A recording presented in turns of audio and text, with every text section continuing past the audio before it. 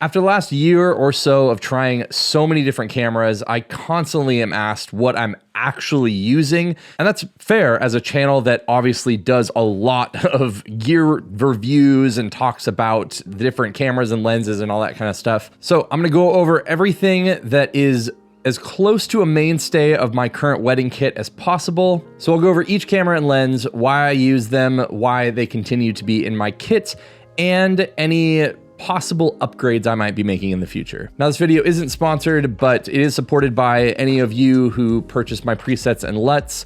The links to those are in the description down below. And obviously, if you like any of the editing that is done in any of the photos or videos today, those are done with my LUTs and presets. So obviously I've talked a bunch about Leica and Sony, but I do want to hit the first camera that I have on here that is neither of those. It is the Fujifilm GFX 50S. Now, I pair this with the Nikon 65 1.4. I've done a review on this camera in particular, but not necessarily on the lens. So if you're interested in a video on the lens itself, let me know in the comments down below. But depending on the wedding, and I would say in a way, the more like traditional the wedding, the more likely I am to bring this. There's something about that 645 medium format look that just feels wedding-y in a both modern and a vintage feel to it to me.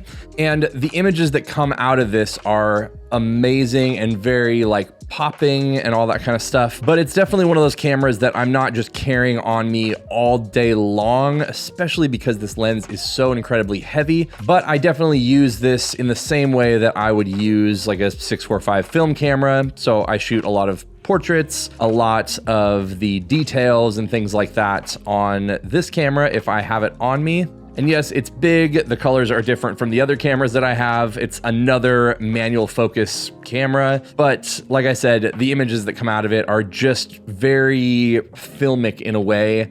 So it's something that doesn't always come to every wedding with me, but the times that I do have it, I usually really appreciate the fact that I do have it. Now, a lot of you have been questioning whether I'm still shooting Leica cameras or not. That has not changed. So my main two cameras are still the Leica M10s.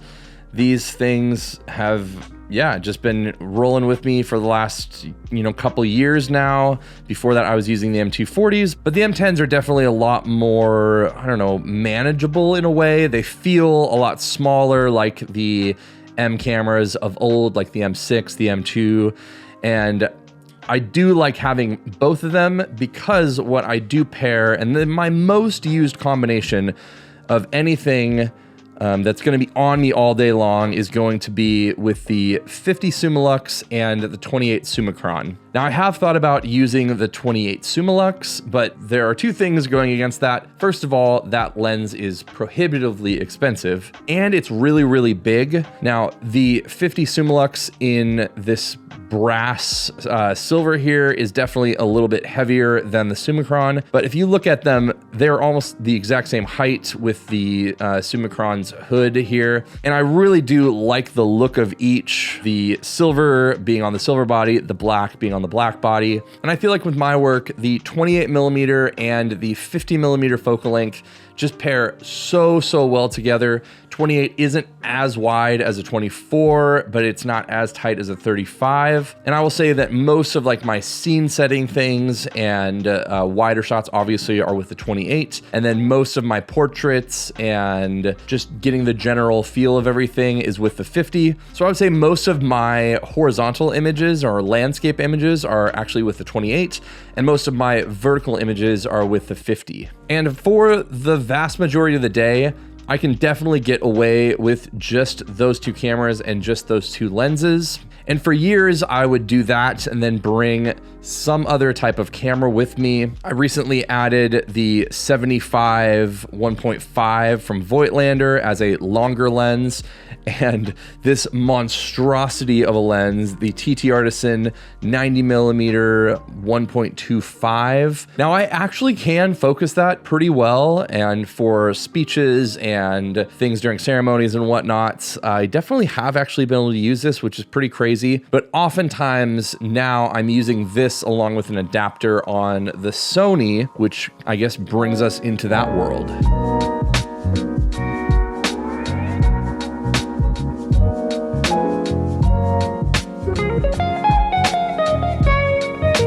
So obviously I've talked a lot about Sony recently, and part of that is just because I am personally obviously interested in discovering all the things that have to do with this, but also because I had a really kind of low view of Sony cameras.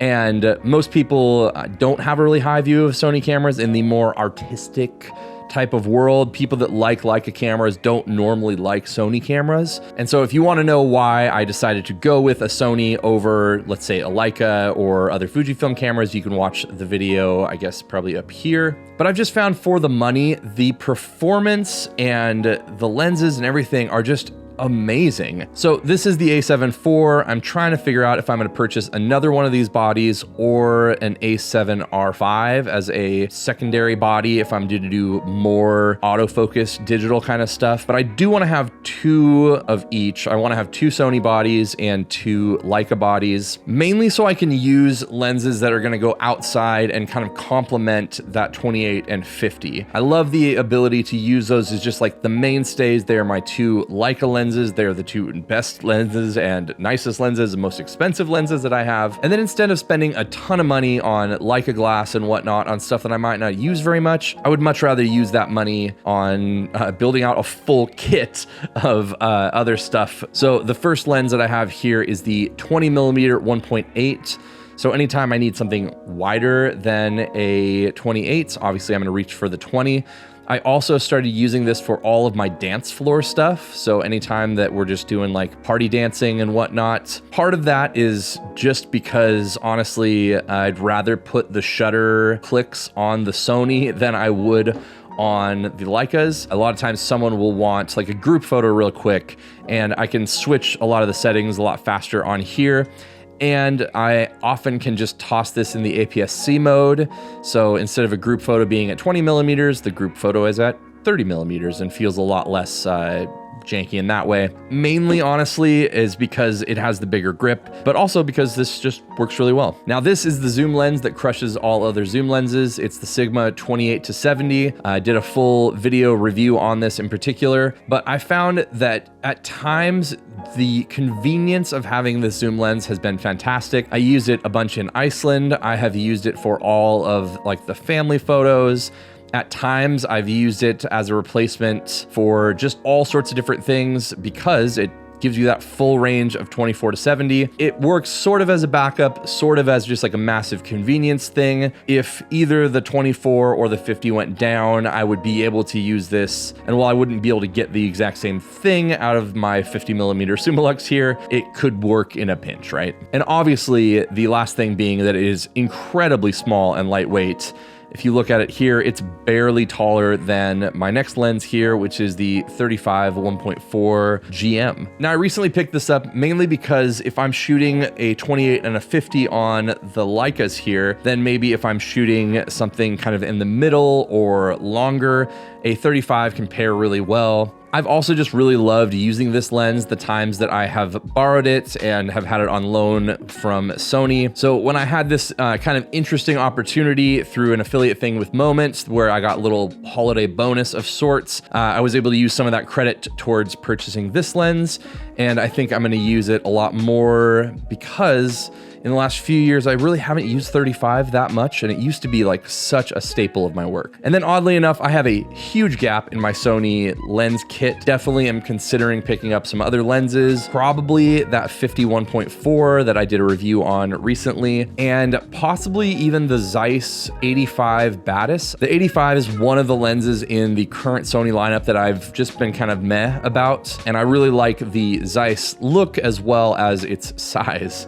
So it might be a lens that I might be picking up. But a recent kind of splurge purchase for Old Man Benj over here is the 135 1.8. It is obviously a pretty big lens, but I've always just wanted a 135. I remember that Canon 135 f2. I wanted that lens for years and years and just never felt I could really justify buying it. But there's been a lot of times recently where I'm just like, I would love to have a little bit more reach than a 90 or an 85. A ton of times during speeches because I'm often photographing things by myself. The 135 is just a fantastic lens. Sony allowed me to borrow it a few times last year, and it just really solidified the fact that I wanted to purchase that lens. So it is an absolute beast, but low light, the distance for ceremonies, speeches, portraits, anything with distance, I mean, it's fantastic. Now, as crazy as this is, it's not actually every lens that I own or every camera that I own. I would say that probably the only things that guaranteed will make it to every wedding are probably these guys. So the 28, the 50, and the 20. I think if I added a longer lens like an 85 or something, that would also make the kit. And everything else is kind of like based on what I think the day is going to be like, how many guests there are going to be if it's a wedding, what the venue's like, all of those other things kind of sort into whether I'll bring the GFX or whether I'll bring the 135, things like that. So there's a lot of factors that go into it, but I love having the availability to bring all of these different things that honestly are just going to make my life a lot easier when I'm there on a wedding day. So thanks so much for watching. If you have any questions or comments, I'm sure there are a lot, so leave them down below. I'd love to answer any questions you may have. And if you want to roast my kit and say that this is way overkill and whatnot, feel free to. I would love to know if there are any other people out there that use like a weird combination of Leica cameras and another full autofocus system like I do. Personally, I feel like it really kind of like helps me to break out of like that robotic kind of mode that you can just get in because it forces me when using these cameras to be kind of like fully engaged in the process. But I do love the idea that there are times at a wedding where I don't want to be fully engaged in the process of photography because there's so many other things going on that I don't want to miss. And so letting the camera do a lot of the work and letting the focus of the lenses do a lot of the work is also something that I have really enjoyed a little bit recently. So give this video a like if you found it entertaining or useful. Subscribe if you haven't already, and I will see you all on the next one.